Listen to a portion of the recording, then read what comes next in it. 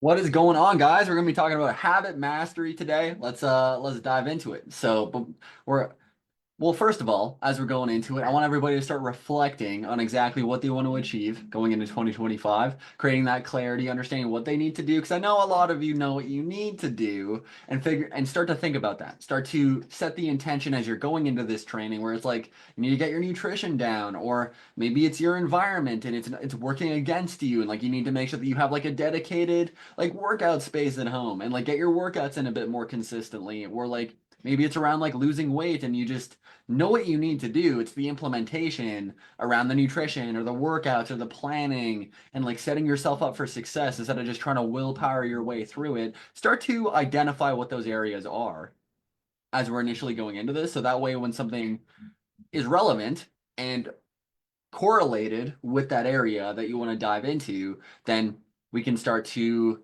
create more clarity on how we need to take action and crush it this year. But let me just share my screen here real quick. All right, let's see here. All right, habit mastery. Let's get this to the bottom. Okay. So if you're ready to finally stop yo-yoing and create a sustainable, healthy lifestyle change, then you're in the right place. So make sure to comment recording if you're watching this as a recording so I know that you watched it. And you see, I've worked with hundreds of moms just like you. And if you're like the clients that we've helped, you've been spinning your wheels, struggling to create consistency around your health and fitness, are super tough on yourself where your own expectations cause you to feel like a failure and fall off track. You're super overextended, showing up for everyone else, where prioritizing yourself just seems impossible. And you feel like you've lost yourself. It's been so long since you've had your health and fitness on track. And this goes much deeper. It's deeper than just losing weight and having the right strategy. You know that if you don't fix the problem now, you're going to get further down the dark rabbit hole feeling even worse. How's it going to affect your kids? How's it going to affect how you show up for everybody else? And what are the potential health risks and future costs of you not getting this area down? Here's what I don't want for you. I don't want you to completely fall off where you start to gain more weight. You have aches and pains all over your body where you can't even function when you get older. When it starts to cause your kids and family to adopt your habits and start moving in the exact same direction that you've been stuck at for years. And none of your clothes are fitting anymore where you don't even want to go to social events. And that's why the Hanson Health method is so effective. I'm Alex Hansen. I've been training myself for 8 years, and I've helped over 450 plus parents with their health and fitness in the last 4.5 years. And in that time, I've helped almost 5 years. And in that time, I've helped 20 people lose 50 plus pounds, over 100 people lose 30 plus pounds, and 200 people lose 20 plus pounds and keep it off. I've also been certified through CamFit Pro as a personal training specialist. I'm a nutrition expert as well as help work directly with high level fitness coaches and IFBB Pro bodybuilders, which are national like pro bodybuilders, like the pro at their craft, to grow and learn the science behind weight loss and health. I've personally lost 55 pounds to compete in a bodybuilding competition, getting lower than 5% body fat and getting second in my first competition, one place away from getting my pro card, which we are going after in October this year. I'm putting it out there, I'm manifesting it. We're going to make it happen. I'm going to share with you the habit mastery secrets our clients and myself have used. And at the end, I promise I won't just throw all this information at you and leave you to your own devices. For those of you with questions or who maybe want some additional support, I'll share with you how we at Hanson Health can help you execute in creating a permanent lifestyle change on your weight loss, health, and fitness. So let's get into it. I want to show you some habit mastery. This methodology is designed specifically to avoid overwhelm, create consistency when you get curveballs, and effectively build a lifestyle change around how you look and perform with your health and fitness. And remember, knowledge isn't power, applied knowledge is power. So take out your notepad, have like maybe like an actionable list where you have maybe 1 to 3 things that you're going to take action on, then have some takeaways that are your biggest takeaways from this. And anything besides 1 to 3 things should all go in a drawer. Maybe plan some time in your schedule for like next month to put some energy into it because we want to make sure it's digestible, it's simple, and it's actionable, which all comes down to habits as well too. Like you don't want to do something that's overwhelming and just going to make you want to shut down and not do anything. So if you have very clear, concise actions that you need to take, you're going to be a lot more likely to be able to pour more of your energy and yourself into that to effectively create that consistency and implement it. Versus if you're just being pulled in 10 different areas, you're not going to be able to do really any of them, and just you're just not going to want to do anything and slip back into old habits. So that's the first tip of like going into it. Already talking about the actions and takeaways. So first of all, why is this important to you? Because you need to get very clear on why this is important to you. Whether it's like personally for me, like I struggle with depression my entire life, and like I used to have really, really low self-esteem, got bullied, didn't even really like myself. I got to such a dark place, I wasn't even sure if I was going to come out of it. And having to go back down to that dark place just scares me, first of all. Like, I don't even ever want to go back to that dark place. And just be able to feel confident and love myself and feel good about myself. That was really my biggest motivating factor. And I also have other clients where they've just seen their parents or their grandparents or their family members struggling with like obesity and just not being able to go like even just function and do the functional movements that they need to do without pain, or like potentially like hurting themselves or just picking up something off the ground, or maybe it's having like a heart attack when they're super young and haven't even gotten past their 50s and die super early, and seeing them put ingraining all of those habits and their lifestyle into their family members, into their kids. And they just want to be able to show their life a healthier, or their kids and their family a healthier way of living, and just break that generational curse. So start to think about what those things are. Like, why is this important to you? What's going to create that motivation to push you to show up? What's going to make you show up on those days that you don't want to? Because even if you have the systems in place, even if things are easy and convenient, if you're just lazy and not motivated, don't really feel like doing it, don't have a vision on what you want to create for yourself, and like a lack of clarity of where you even want to get yourself to, if you're in your mind right now, you're like, Alex, I just want to be healthy. That's not motivating. Like it's great, absolutely, but it's a very vague statement where it's like, what does healthy even mean to you? Some people means that they want to go run a marathon. Some people that's just like they want to be able to just get out of bed without pain. And there's some people that just want to get jacked and like get toned up and defined. So getting clear on like what that is and like how's that going to positively impact your life? What happens if you stay on the same course that you're currently on? What's it going to potentially cost you if you continue on the same path? I can't answer those things for you because what's going to matter to you where you prioritize your different aspects in your life is going to be completely different than myself or other clients that I have. But start to get clear on what that is, because that's going to help you create the motivation to push yourself to show up when you want to get out, when you don't want to get out of your comfort zone and do things that you don't want to do, because that's going to happen when you're changing your lifestyle. That's going to change when you're doing things that aren't a part of your regular routine. Now let's get into it. All right. So every action that you take is a vote for the type of person you wish to become. No single instance will transform your beliefs, but as the votes build up, so does the evidence of your new identity. And confidence is created by making a commitment, then taking action. Actually, I had a guest speaker come into our private community last week, and this is actually a specific statement that he said that really hit home with me, that I was aware of, but like just being able to articulate that to our community and our ecosystem, where confidence is a commitment that you make and something that you tell yourself that you're going to go and do, and then taking action on it. Doesn't mean you need to like go and perfectly take action on it, have everything line up and do everything that needs to be perfect. It's just making a commitment and following through with it. Because I can't stress enough, there's actually this analogy that I've mentioned to my clients a lot. Where, like, imagine if you had a friend of yours. Hey, tomorrow morning, I'm going to pick you up. We're going to go work out.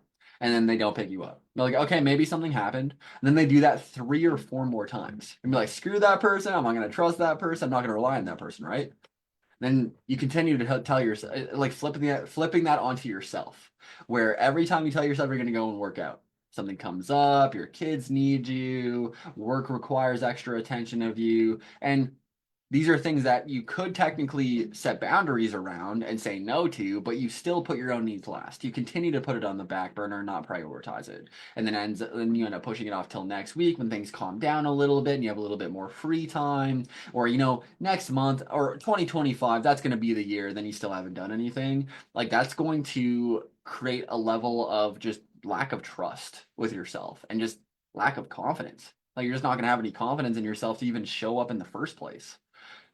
And that's why you need to start with small, digestible, consistent action steps. And that is what's going to help you build more momentum and just confidence and trust with yourself. But yeah, let's talk about the specifics and how we can start to make that happen. Whoops. The outcome in your life are the lagging measure of your habits. There are no high performance people, only high performance habits. And that's from James Clear, Atomic Habits. Highly recommend you check out his book. I have actually some screenshots of his book. I took a picture with my phone and put them into the slides so that way you can see them. So first of all, we're going to start off with the power of small steps. Big changes often feel overwhelming, but small steps create momentum. Like I would highly recommend you get clear on what your vision is, that end goal. Maybe you want to lose 50 pounds in the next year. So you need to start breaking that down where it's like, how many times do I need to work out per week?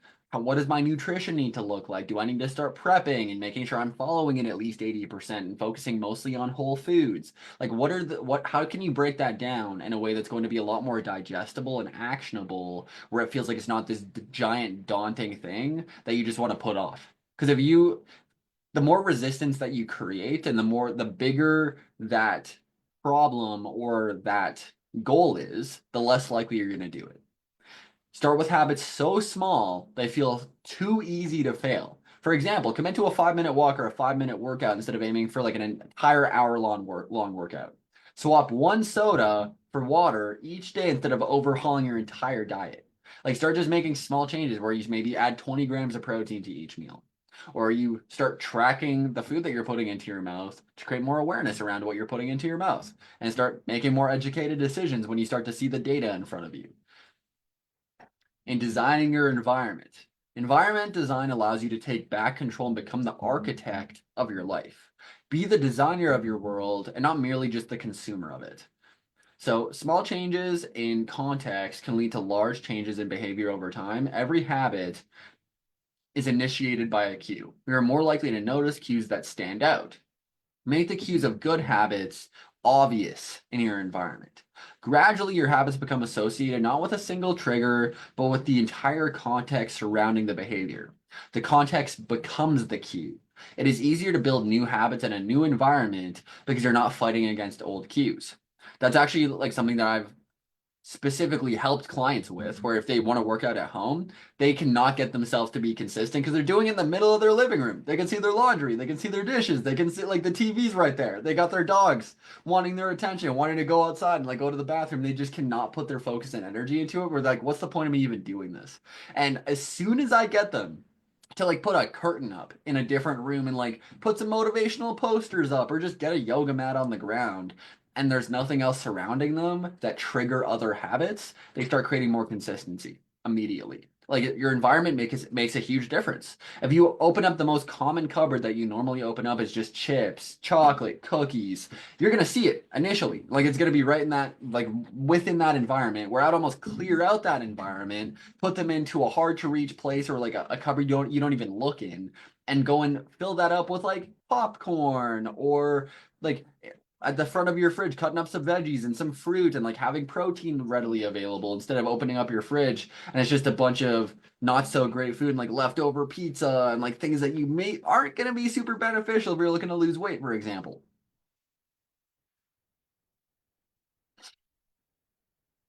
So make sure you're setting or visible reminders, like place sticky notes with motivational messages or reminders of your weight loss goals and places you frequently see. So like in your bathroom mirror, your refrigerator, your computer screen, and use a visible chart or app to track your weight loss progress and place it where you see daily. Like for example, like if you're tracking your food, put it on the home screen of your phone. Like don't have it where you have to go search it up every single time.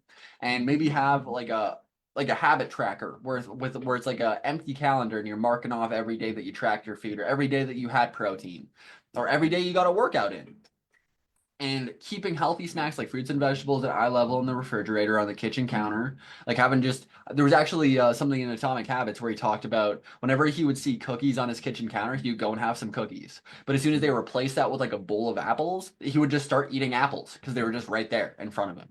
Like for example, how many times have you forgot something in the front, or like you because you left it in the back of your car when you normally have it on like the like shotgun, like on like the other seat and in the front of the car, you would normally bring it in with you. But because it was in the back seat and you didn't see it, you just forgot it. I know I've done it because I literally did that the other day.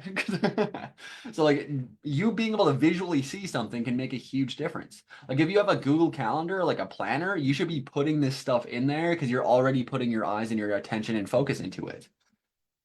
And making sure you're preparing, packing your meals in clear containers so you can easily see those healthy options. Like if you just go buy veggies and put them into a drawer that you never look in, it's at the bottom of your fridge and you can't see them, you're probably not going to have those veggies and you're going to have whatever's at like face value and whatever you can see right in front of you.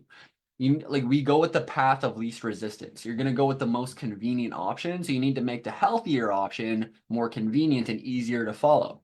And keep your bathroom scale in a visible, easy to access location to regularly like weigh yourself on a consistent basis. Because where focus goes, energy flows. A lot of people are like, oh, I don't want to weigh myself. It's like psychologically going to mess with me. There's actually a bunch of studies that have been done. People that weigh themselves more often lose more weight because they pay more attention to it. They focus on it more. And then that allows you to make the necessary adjustments that you need to overcome those plateaus and continue to progress afterwards. And like just looking at it as a piece of data, like you're going to lose inches, you're going to change up body composition, your clothes are going to fit a little bit better, you're going to have more energy. The scale's not always going to move. I've had clients where they lose like no weight for 4 months, but they're down a ton of inches. They look more toned. They've changed up their whole body composition, especially if you're doing strength training and like you're lifting weights, you're going to put on muscle in the process. And if you want to work out, place your workout clothes and gear in like a visible spot, like such as like next to your bed, the front of the door, so it's like ready to grab and go. Like you lay them out the night before. Or there's actually like in school, whenever you're wearing like an active wear, you'd normally go help a teacher move like a desk or something like that because you already had your active wear on. Put it on before you go to sleep, so you wake up in your workout clothes and schedule your workouts on a visible calendar or planner and set reminders on your phone. Set up that home gym like I mentioned, incorporate movement, so set up reminders or cues to incorporate more movement into your day like a standing desk, an exercise ball chair, or resistance bands right beside your desk. And get an accountability buddy to like follow up with you or like get a coach. Like that's why we have our Hanson Health Academy is we have people that have their own dedicated coaches that follow up with them and hold them accountable to kick their ass to make sure that they're staying on track. And this is a couple of like similar ones like preparing your snacks, kitchen organization, maybe have like a meal prep station, get like a water reminder app on your phone that reminds you to drink water. Okay, there we go. So the inverse law of designing your environment is make it invisible. So once a habit is formed, it's unlikely to be forgotten. People's high self-control tend to spend less time in tempting situations. It's easier to avoid temptation than it is to resist it. One of the most practical ways to eliminate a bad habit is to reduce exposure to the cue that causes it. So self-control is a short-term strategy, not a long-term one. That's why willpower isn't going to help you as much as having a system and an environment that's going to support your goals and remove the bad ones. So clear the unhealthy snacks. I actually had a client who could not stop themselves from eating junk food because their whole house was just full of it, where I made them purge their entire house and they brought all the junk food because they were a teacher at a high school and they had like a group picture of them taking all her snacks. And then she started being on track immediately afterwards because she didn't have it in her house afterwards. And out of sight, out of mind. So like store any like remaining unhealthy food in like opaque containers, hard to reach places. Avoid buying unhealthy foods by sticking to a shopping list that you should have ready ahead of time to make it easier to go and get those healthier options. And make it inconvenient to access unhealthy food by putting locks on the cabinet or creating a rule to not eat in certain areas of your home, for example. Reduce the attractiveness of sedentary activities by making them less convenient. For example, keep your TV remote and gaming controls in another room that you have to take out and go put them up. Like it might sound ridiculous, but imagine if you had to go take your TV and take your console out of your closet and go set it up every single time. What's the likelihood of you wanting to go and do that every single time? It's super inconvenient. It's out of the way. Or maybe you just don't have a couch, for example. Like like getting rid of your couch where you'd go normally go watch TV, go and like replace that with like a kitchen table or something along those lines. And that obviously you don't have to do that. But like that's potentially something you could do if you want to just like really focus on like getting TV out of your life and like that's a goal for you. And if you have a favorite spot for lounging, repurpose it with a different activity. Replace the TV with a small exercise station, put like a bike there. Set screen time limits on your apps, like use timers or apps to limit time spent on devices. But yeah, these are just some different things that you can think of. And then also another thing is anchoring habits to existing routines. So doing like 10 squats while you're waiting for your coffee to brew. Drink a glass of water before brushing your teeth in the morning. Start to think about habits that you already have established and how can you anchor it to that existing habit that you already have in place. So we have like temptation bundling and habit stacking. So after I do my current habit, I will do the habit that I need to do. So like after or like once I start watching TV, I'm gonna watch it while I'm on an exercise bike at the same time. Or after I ride my bike, I'm gonna go do the habit that I want to do. So like this is kind of like almost like a formula where like you can do the habit that you normally do the one that you need to do, and after the one that you need to do, you do another thing that you want to do. So for example, after I have a cup of coffee, I'm gonna go and do like a quick workout, and after I have that quick workout, I'm gonna have another cup of coffee, or like I'm gonna go and have like a diet soda or something along those lines.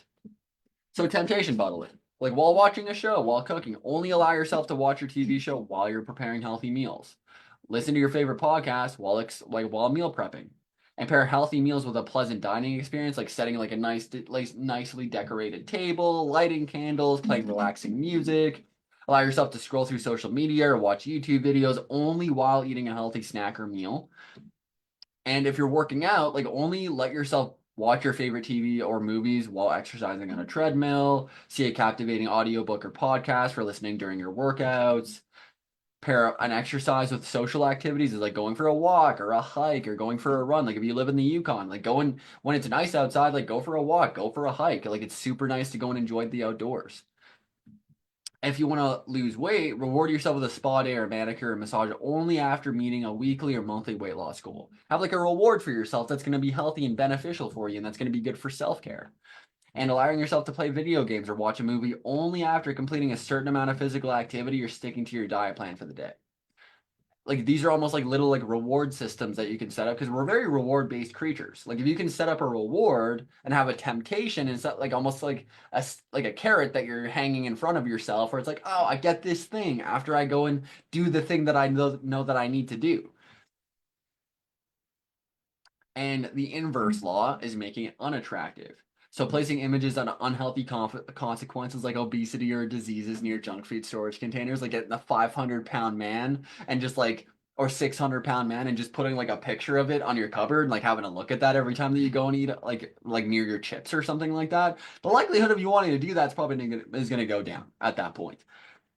And late night snacking, like associate late night snacking with feeling of sluggishness, weight gain, for instance, like keeping a journal of how you feel after late night snacks and like actually review it, and, like assess it. If you skip workouts, so putting up pictures or quotes that remind you of the negative consequences of a sedentary lifestyle, like reduced energy, increased health risk, and track the time that you waste when you procrastinate on working out and seeing the communicative hours lost can be a powerful motivator. Where it's like, oh, I sat there for 30 minutes contemplating doing a workout when you could have just done a workout for 10 minutes or 20 minutes and replace unhealthy food with healthy alternatives that are enjoyable. Like if you crave sweets, have fruits or yogurt instead. And like watch documentaries or read articles on the subject that can make unhealthy food choices like a lot less appealing. This one's actually a funny one, like creating a habit contract. So make a commitment with a friend or family member. For example, agree to pay a penalty or perform an unpleasant task if you engage in the bad habit. Tell your wife that you have to clean the entire kitchen if you don't get a workout in. Or like your partner, like tell your husband that if you don't get it in, you have to go and like change the oil in your car or something like that. And the social and financial costs can make the habit less attractive. And you can also do negative visualization. Like a lot of people talk about manifestation and visualizing positive outcomes. But if you spend a few minutes each day visualizing the negative outcomes of continuing the bad habit, imagine the worst case scenarios to make the habit less appealing. And you also need to understand the role of family and friends is shaping your habits. The culture we live in determines which behaviors are attractive to us. We tend to adopt habits that are praised and approved by our culture because we have a strong desire to fit in and belong to the tribe. We tend to imitate the habits of three social groups: the close, family and friends, the many, which is the tribe, and the powerful, so those with status and prestige. So people that you're following on social media, those should be like healthy, fit people that are always like looking at healthy recipes, people that are like focusing on mindset and like growth, like Mel Robbins or Jay Shetty or like any like fitness influencer that you really want to follow.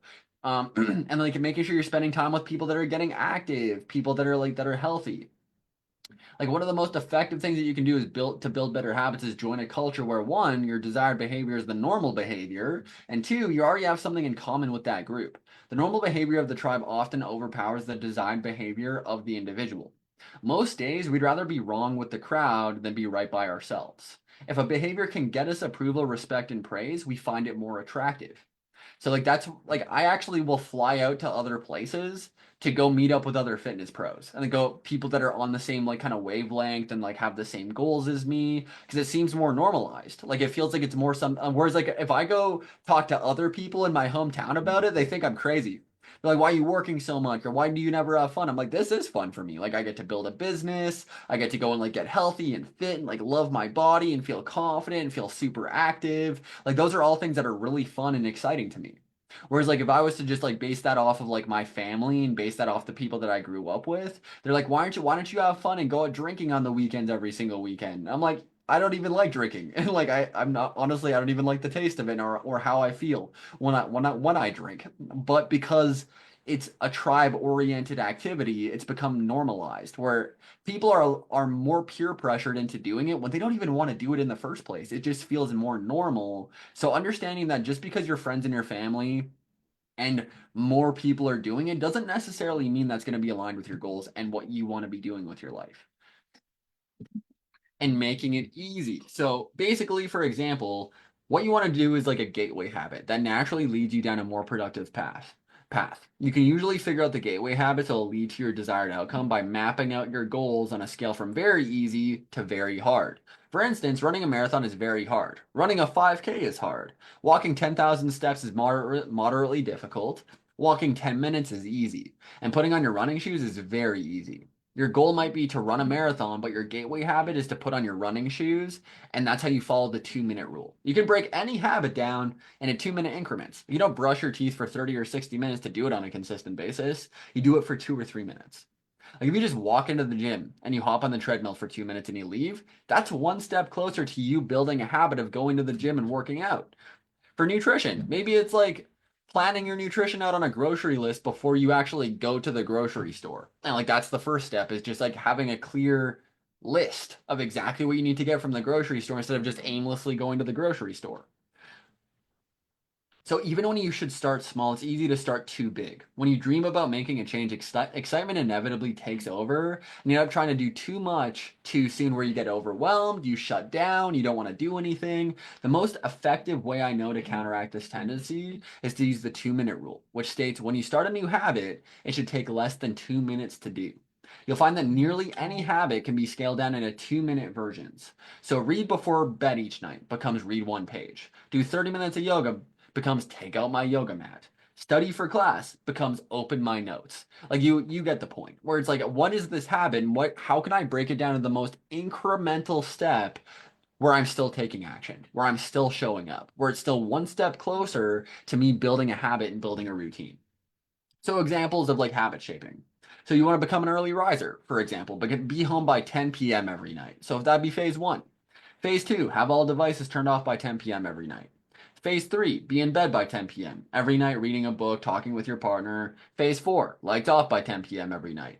Phase five, wake up at 6 a.m. every day. Like it's like it just you need to do incremental progressions. Like you don't just go to the gym and go and deadlift 500 pounds. You start by deadlifting the bar, and like or you start by just doing the movement and like and stretching and just like hinging your hips backwards or like if you're doing bench press you don't just go and bench 225 pounds. You maybe go bench some 5 pound dumbbells and you need to progressively get stronger every single time.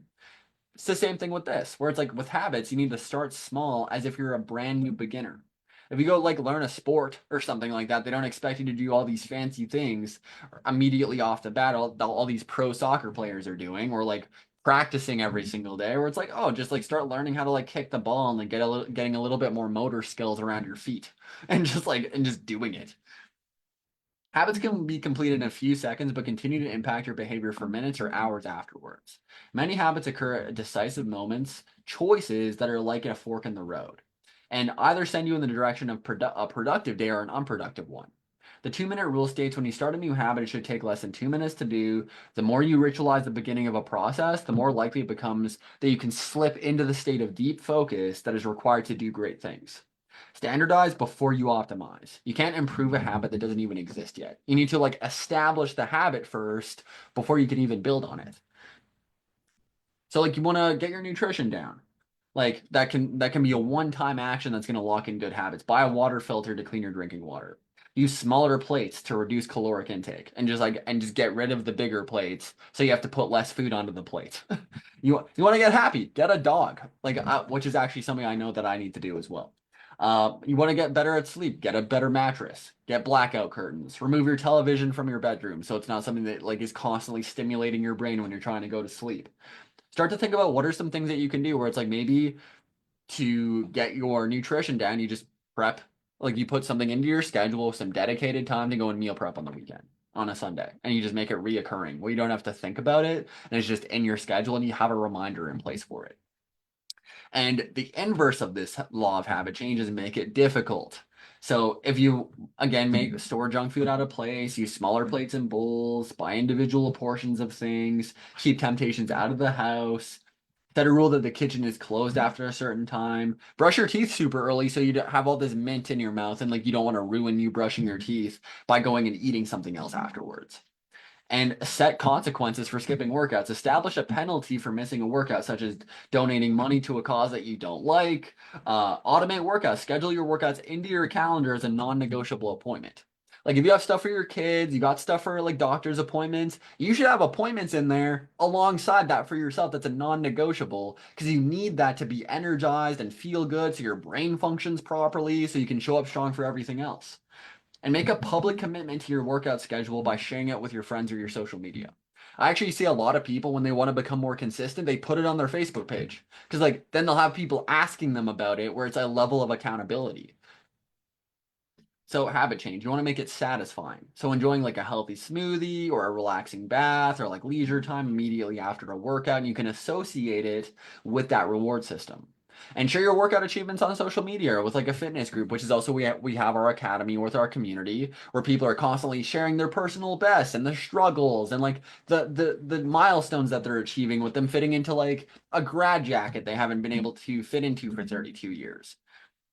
Using fitness apps to provide badges, achievements. We actually have our fitness app with our Hanson Health app that actually does all those things. Where every time that you do like 10 workouts or you get a little bit stronger, for example, it's going to celebrate those milestones with you. And celebrate like new personal records, whether it's like lifting more weight, running faster, completing a new fitness challenge. We also run challenges as well too, where it creates more of like a game and like a challenge and that competitiveness, and making healthy eating more enjoyable. Find and prepare healthy recipes that you genuinely enjoy eating. Like there's a lot of ways. Like I have protein ice cream, protein lava cake. I have like these delicious like low calorie chicken wraps that has like ranch, which is like Greek yogurt with some like ranch seasoning, and I put some buffalo sauce into it, and it tastes bomb. Like it tastes super good. And then I also have like moose tacos, or like have like lean ground beef tacos, which actually have a ton of protein. They taste really good, and I like load that up with some salsa. Like you can make healthy foods a lot more enjoyable and easier to follow and just more enjoyable. You can also pay attention to the presentation using colorful ingredients, setting a nice table, using spices and herbs and like healthy condiments to enhance the flavor of your meals. I would even like maybe find some alternatives of things that you already like to have, where it's like instead of having creamer with your coffee, you get some unsweetened almond milk and you use Splenda instead of sugar. And like it's gonna still taste really good. It's gonna have that like milk in there to make it so it's not a black coffee and still have like a little bit of that creaminess, and it tastes maybe 90% as good, but has like no calories. And like keep a food journal where you not only track what you eat, but also note down how good you feel after eating those healthy meals, how energized, how good that you feel, how much more productive that you are. And allow yourself a small planned indulgence each week if you've stuck to your healthy eating plan. Like have like some cookies. Like even have like one cookie a day. Like instead of just like feeling like you need to indulge a ton on a week to week basis, which is a strategy for sure. But you could also have like a little bit of something where you have like instead of having 10 cookies on one day, you have one cookie every day. So you still feel like you have a little bit more control over your diet. And so how to break a bad habit, make it invisible, make it unattractive, make it difficult, and make it unsatisfying. So, how you can recover from when your habits break down. No matter how consistent you are with your habits, it's inevitable that life will interrupt you at some point. Perfection is not possible. Before long, an emergency is going to pop up, you're going to get sick, you're going to have to travel for work, things are going to get crazy busy, or your family's going to need a little bit more of your time. And whenever this happens to me, I try to remind myself of a simple rule: never miss twice. If I miss one day, I try to get back into it as quickly as possible. Missing one workout happens, but I'm not going to miss two in a row. Maybe I'll eat an entire pizza, but I'll follow up with an entire, like, with a healthy meal. I can't be perfect, but I can avoid a second lapse. As soon as one streak ends, I get started on to the next one. The first mistake is the mistake is never the one that ruins you. It's the spiral of repeated mistakes that follow. It's how you decide to move forward and allow that mess up to dictate how you move forward. Missing one is an accident. Like, it happens. We're human. We're not perfect. Missing twice is the start of a new habit. This is the distinguishing feature between winners and losers. Anyone can have a bad performance, a bad workout, or a bad day at work, but when successful people fail, they rebound quickly. The breaking of a habit doesn't matter if the reclaiming of it is fast. I think this principle is so important that I'll stick to it even if I can't do a habit as well or as completely as I would like to. Too often we fall into an all or nothing cycle with our habits. The problem is not slipping up. The problem is thinking that if you can't do something perfectly, that you shouldn't do it at all. You don't realize how valuable it is to just show up on your bad or busy days. Lost days hurt more than your good days. Like, that's just how it goes. So it's making sure, like, the bad days and the difficult days when things are not going super well, those are going to be the most important days for you to continue to show up.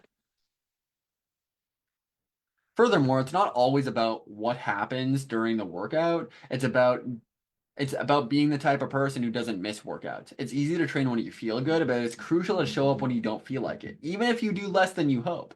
Going to the gym for 5 minutes may not improve your performance, but it reaffirms your identity. It reaffirms that habit and that pattern and the confidence with yourself that you can show up and you are the type of person that works out.